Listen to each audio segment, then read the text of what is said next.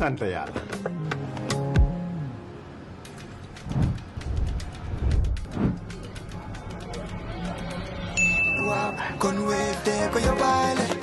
looy xaar utal Wave nga scan nga fay te nag doo ci yokku dara.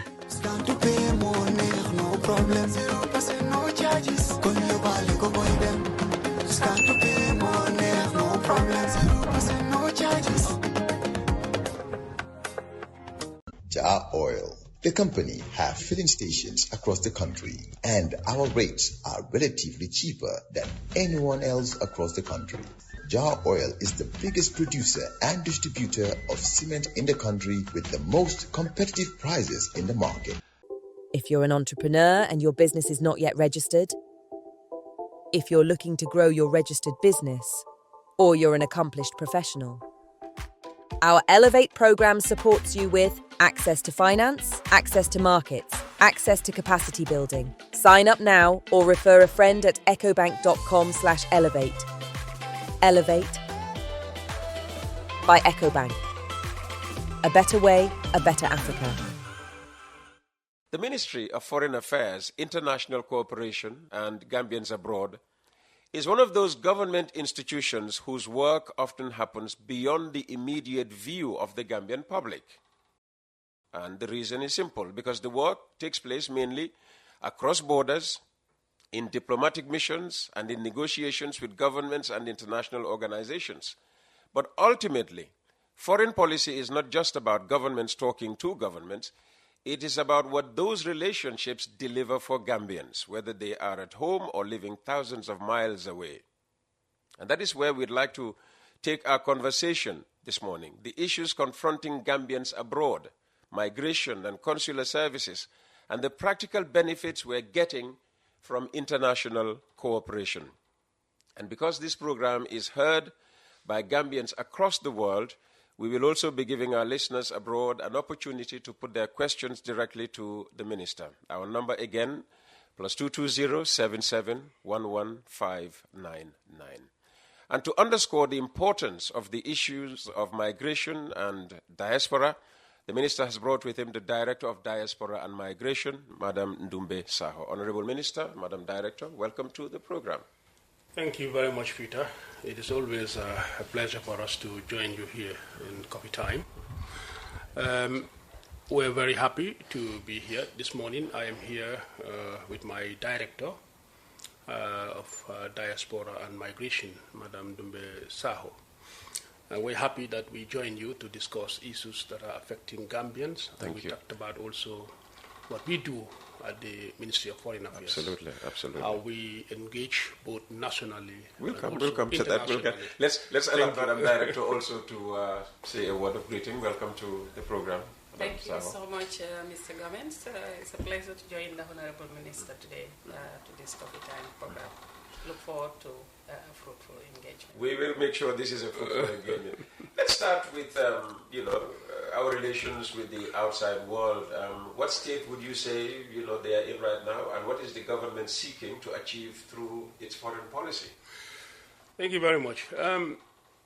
Peter, Gambia, we have now a foreign policy that is very open and inclusive, a foreign policy that is carved within the broader aspect of relations with countries, bench on the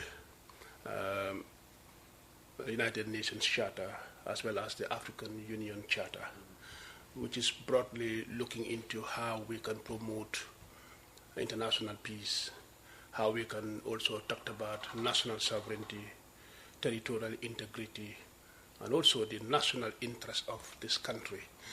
That is how we shape our foreign policy in this country. The last time when I was here, we talked about, some people thought that there was no foreign policy for this country. And then we had to present, a paper that dates as far back, as 1965, when we attained independence. And currently, as we are doing, the ministry is also working to make sure that we revise this foreign policy document. And these are among the other broader papers or legislations or policy documents, bills and strategy that the ministry is now currently working on. Some of them have already been concluded, and some have already been, put before cabinet, and some has also been presented to National Assembly. So this is what we are now doing at the Ministry of Foreign Affairs currently. Fantastic. Our relationship with Senegal touches virtually every aspect of Gambian life. Yes. Where do relations stand today, and what are the issues between Banjul and Dakar that still require your attention? And when I say your attention, You see, your ministry's attention. it happens that Gambia and Senegal, in fact, geographically we are located. I mean, we share borders only with the Republic of Senegal. That makes it very important that whatever foreign policy that we have to shape, it has to also talk about our relationship with Senegal. It is a very excellent relationship, and then over time the two countries have developed a lot of framework agreements that has to do either with defense and security, economic cooperations, in education sector, culture, and so many other sectors. So that makes it very important that our relationship with Senegal is always nurtured with the long-standing relationship that has ever existed between our two countries. Our relationship with Senegal also had to do with our common interest as two sovereign countries. Recently, we're just coming back from Dakar, having the fourth Senegalo-Gambian Presidential Council meeting. And during this council meeting, a lot of other cooperation agreements were also, finalized between the Gambia and Senegal. And then at the conclusion of the joint council meeting, there was also a joint communique that was presented to harmonize our working relationship in all these sectors. The two countries decided also and agreed on a roadmap 1 and 2. Roadmap 1 has to do with every sector that will bring the two countries, together in defense, in security, in diplomacy, in legal, aspects, and many other countries. Lot 2 also has to do with economic, integrations. It has to do financial integration. It has to do with also other relationship that has been, put together in those lots. And then we also had an agreed working documents that both countries must implement, and there was also a timelines that has been assigned to each of these areas. And then both sides have been working. This also under the supervision of the Senegalo-Gambian Permanent Secretariat, and the two countries also they have their own national boundary commissions. Probably you may want to get to the recent incident also that happened. Yes. That's why once you mentioned the boundary commission, yes. My eyes, yes. open wide. Yes. What happened? That's the area Gambians currently are mostly interested in, especially our farmers. Exactly. Along the border What areas. happened, Peter, recently on the 16th of July, Senegal acted unilaterally, I can say that, and then they came to the border areas in Blocked, and then by using the Senegalese section of the Senegalese armed forces to demolish, the boundary pillars, perimeter wall of the Gambian, military installations.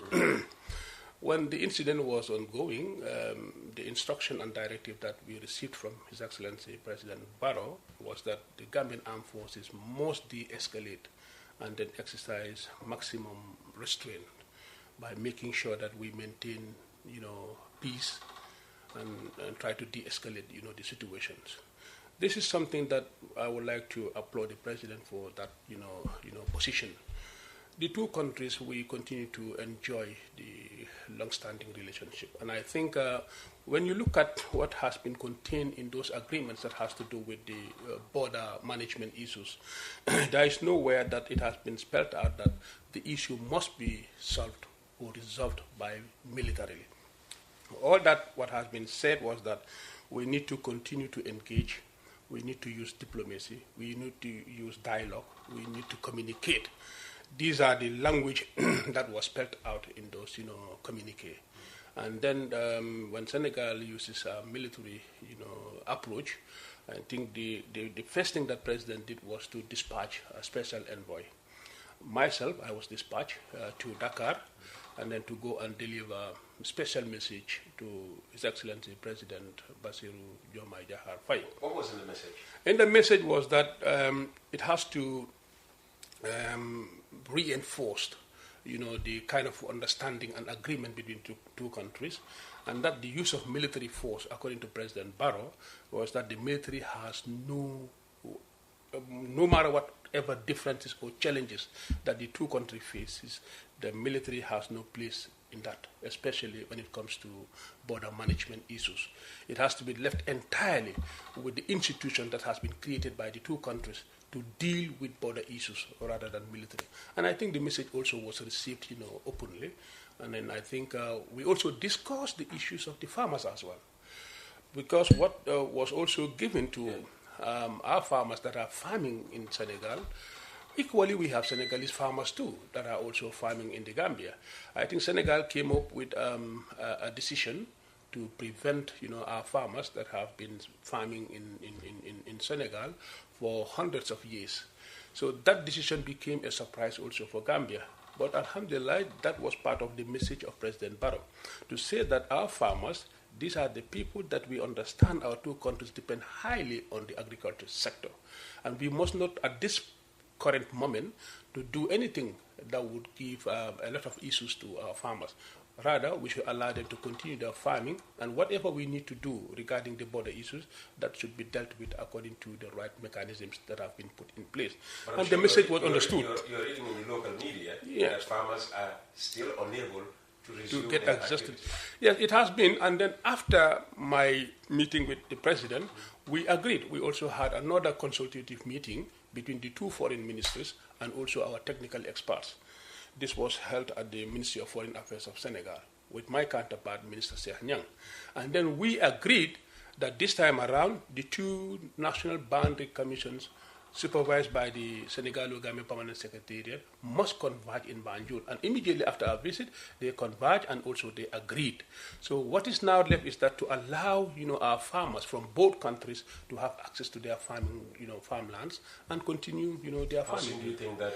I think it should be resolved by now. The season is not waiting for anyone. You are right. But this is the understanding and the agreed, mechanisms in place. Let's talk about another issue of great concern to Gambians, especially young people, migration. Yes. Irregular migration remains one of the most emotionally charged issues for Gambian families, particularly the young ones, as I say. What is the government's current strategy for reducing dangerous irregular journeys while creating credible alternatives at home? We talk about, chances are available at home, but young people are saying, how credible are those chances? Okay, you prevent me from taking the back way to Italy in the next 2 months. What guarantees do you have that I will have a job? Irregular migration, Peter, continues to be a very difficult and unsafe way of traveling. And it is the responsibility of every government to make sure that you provide for your citizens. But of course, we have to understand that government has done a lot of improvement, a lot of strategies has been put in place, at least to be able to stem the flow of irregular migrations. You've just seen some weeks ago what happened in CETA. Yes. That was something when we saw when more than almost 60,000 people just massed, to the Spanish, border, villages, and this became a very from Morocco, serious from Morocco. Yeah. Right. In fact, our counterpart, the foreign minister of Spain, also decided to reach out to all African foreign ministers, including my humble self, because what was trending also on the social media was not the good thing for Spain, because Spain thought that probably that was not the right communication, and he was trying to approach us, in the issues. We discussed extensively, and we said that, of course, irregular migration is not only a national concern. This is now an international concern. Okay, and every country is doing everything possible to make sure that we try to stem, the flow of irregular migration. Coming back home, the government has created, a lot of, job opportunities for youths. But of course, everybody has also the right to travel. But it depends on the way, you travel. Government has created a lot of job opportunities. What job opportunities? Job opportunities, for instance, where? In the foreign ministry, for instance, how many young people have you employed in the past, say, 6 months? If you go to recently we just concluded recruitment in my ministry, Foreign Affairs. And then this has to do with positions like undersecretaries, positions like protocol officers, deputy protocol officers. We are now doing recruitment. That has already been concluded now. And then similarly also when you go to other sectors, recruitment is ongoing. Government is, employing, our citizens. But what I'm trying to say is that we are now living in a world that people have the right to travel. And what we are doing as a country is how we can enhance and improve, our engagement with our partners. Okay? To be able to make sure that issues like visas are accessible, okay, and they can also be obtained so that people that can travel genuinely would have the opportunity also to travel. These are something that we need to put on the table genuinely for our partners to understand. Not that everybody who is trying to travel will be another kind of like burden to the other part. It has to be something, a relationship between, our people and societies. And I think this is something that should be understood. Let's bring in Madam Saho at this point. Otherwise, you'll just be like, another. I read on, by the way, good job, updating, the ministry's website. I read on the ministry that you've presented your voluntary review of the Global Compact for Migration this year. Yeah. Yes. How is this a game changer for us? And particularly, young people? Thank you so much, Mr. Gomez. Yes, the government of the Gambia recognizes migration as a critical enabler to national development. And for this, we are implementing or managing or governing migration using the National Coordinating Mechanism on Migration. The National Coordinating Mechanism on Migration is a whole of government. And the technical working group that are supporting the National Coordinating Mechanism is a whole of society approach. So actually, migration, when managed, can have its potential to support national development. Of course, as the Honorable Minister mentioned, we are also aware of the challenges that come with irregular migration. So for this, the government of the Gambia joined the rest of the world in adopting the Global Compact for Migration that was adopted in 2018. And immediately after that, we domesticate that into our national development What's the plan. purpose of this? What's the aim? What does it aim to achieve? The Global Compact for Migration. The Global Compact for Migration is a framework that governs migration management in the world. Because migration globally have its potential to be a critical enabler to us meeting the SDGs. And for this, migration also can be seen by every institution or actor differently. We have countries that are country of origin, we have countries that are country of transit, and we have countries that are country of destination. So each country is developing policy in order to leverage on the potential and also mitigate for the challenges. Okay. So for this global framework tend to also bring in peer review and support national institutions to be able to leverage on these potentials. Okay. Still on the issue. I can also add to what the director has just said with regards to the mechanisms that are put, in place for migration at the level of government. The government came up with a technical working group where sectors are represented in this, technical group, of experts that are looking into critically into migration, issues. Aside the technical working group too, there is also the national mechanism, the broader aspect of how we can always, coordinate, migrations as a whole. Like she has already mentioned, it's the whole of government approach and society approach, and everybody, is included in this, national mechanisms. And at the level of cabinet too, we have a cabinet subcommittee on migration as well. So you see the steps and levels that are. And when we talk about migration, are we only looking at it, from the point of view of Gambians leaving the country, or others also entering our country? Right. Both. When managing migration, you look at both sides. Currently, Gambia is a country of origin, country of transit, and a country of destination. As you have seen, also Yeah, but young people. we tend to only, focus on the two, origin, transition. But we hardly, see the Gambia as a country. Well, of course, unless you have a neighbor who is Nigerian, and then you realize that, oh yeah, we also have other nationalities in the country. Yeah, migration have been around us for a very long time. In fact, many people say humanity starts with migration itself. For this, we can say that Gambia used to be a country of destination, and they are still country of destination. Because many people will tell you that in the Gambia before, in the education sector, you used to have a lot of Ghanaians that were coming in and Nigerians. So migration, actually, if managed, can bridge in gaps, both on diaspora contribution to national development by bringing in the right skills, the right savings and capital to bridge in the gaps that we have, and also by young people coming in with the right skill to complement the gaps that we have in the economy. Sure, yes. Well, we know that one of the biggest issues we had in the past few years, especially since the Barrow came into office, has been the issue of Gambians being, repatriated back to the country. So when Gambians are returned from Europe, Asia, America, or wherever else in the world, what responsibility does the government have to ensure that their return is dignified and they have a realistic opportunity to rebuild their lives? Thank you so much. I must pause again to tell you that Gambia is a champion country when it comes to the GCM that you asked earlier. It's a champion country? It's a champion country. What does that mean? It means Gambia is a leading country when it comes to managing the 23 objectives of the GCM. And that we have submitted our progress report, and that was recognized and accepted by the United Nations High-Level Forum on Migration in June. Congratulations. Thank you so much. Our brothers and sisters that are being returned, yes. We were together in New York when we had to give our own side of, story when it comes to, our efforts as a country in terms of, migration.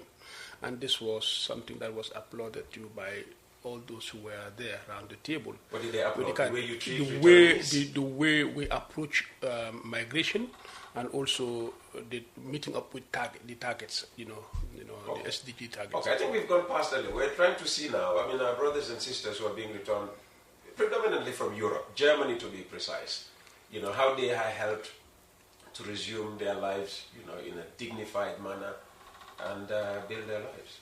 Yes, you can say the return is part of migration. You can either return voluntarily on your own, and we are seeing... I return voluntarily. Exactly. We are seeing a lot of Gambians that are returning voluntarily, and they are in different sectors. For example, we have the like of Innovax in the health sector, you have the like of Maro Farm in the agricultural sector, you have the like of, let's say, Abubakar Jawara in the business sector, and the list goes on. And of course, Mr. Gomez, all contributing towards national development. They come in with their skills, with their capital, with their know-how, to bridge in gaps, to be critical enabler and supporting their community. Again, we have returnees that request for support, and they are supported to voluntarily come. Mainly those that are stranded and need some kind of help to return back home.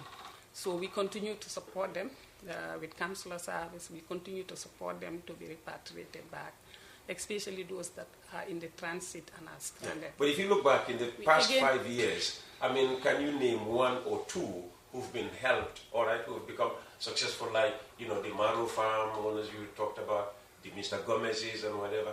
They had something, all right, that they thought, well, with this, if I go back home, I could build, my life even further. That's why they came. But the unfortunate one, let's say, for instance, Martin has just been bundled back to the Gambia.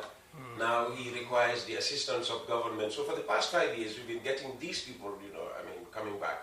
Has any one of them been able to build their life to an extent where you could hold them up as an example of how government help has? Exactly. We've helped a lot of people. In fact, those that are voluntary coming on their own, we have a lot of investment opportunities that they can benefit from in the Gambia. For example, GAIPA Diaspora Dex for those that want to invest or do business. We have the special investment certificates that they can benefit from, and the domestic investment certificate that they can benefit from.